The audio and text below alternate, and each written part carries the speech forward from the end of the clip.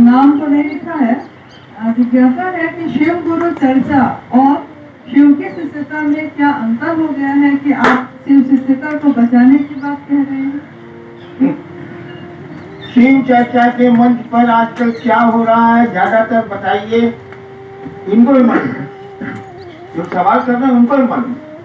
पैसे की तसीली, गलत कामों में उन पैसों का खर्च, ये हो रहा है यार। और ये दिखाना कि हम बहुत जानते हैं, हम क्या बोलते हैं मेरे सामने कोई बोल ही नहीं सकता। यह चर्चा थोड़ी, चर्चा है कि आप सोचिए कि सामने वाला शिव को अपना गुरु बनाए।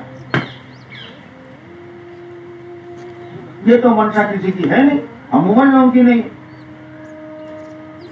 और उसमें हुआ क्या, चर्चा का इतना महत्व बढ़ गया, महोत्सव का इतना इंपॉर्टेंस बढ़ गया कि शिव ही छूट गया, लोग शिव शिष्य ही नहीं रहे। मैं चर्चा का विरोधी नहीं हूं, लेकिन अब चर्चा का समर्थक भी नहीं हूं। आपको करनी है चर्चा करिए, पैसा लोगों से, गरीब गुरुबानों से लूटना है लूटिए, शराब पीजिए और गंदे गंदे काम करिए। हमको इससे कोई बहस नहीं है। वो तो महादेव देख ही रहा, आपकी आंख भी देख रही है, महादेव की आंख भी देख, वो फैसला करेगा अच्छा या बुरा।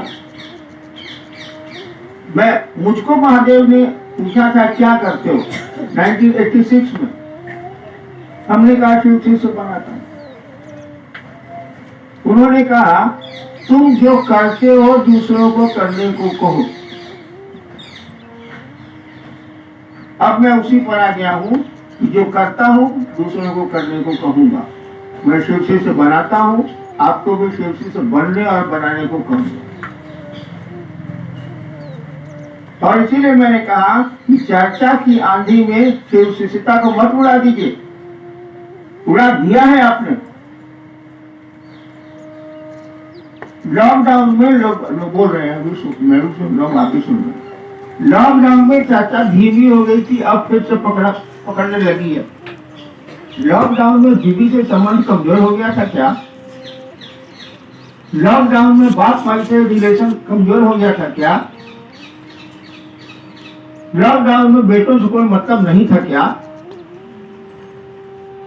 तो शिव का काम कमजोर हो गया। आपके दिल में शिव गुरु नहीं रहे, आप शिव से की चूतिया है क्या है आप? लॉकडाउन हो, पहाड़ गिरे, पत्थर गिरे से क्या मतलब है? रिश्ता रिश्ता होता है। इसीलिए मैंने कहा कि चर्चा की आंधी में शिव शिष्यता को मत उड़ा दीजिए। गुड्डी कट जाएगी लटाई से ना बाबू, तो गुड्डी का कोई ठिकाना नहीं होता। अपने गुरु को पकड़िए, तब चर्चा करिए, जो जो करना करिए।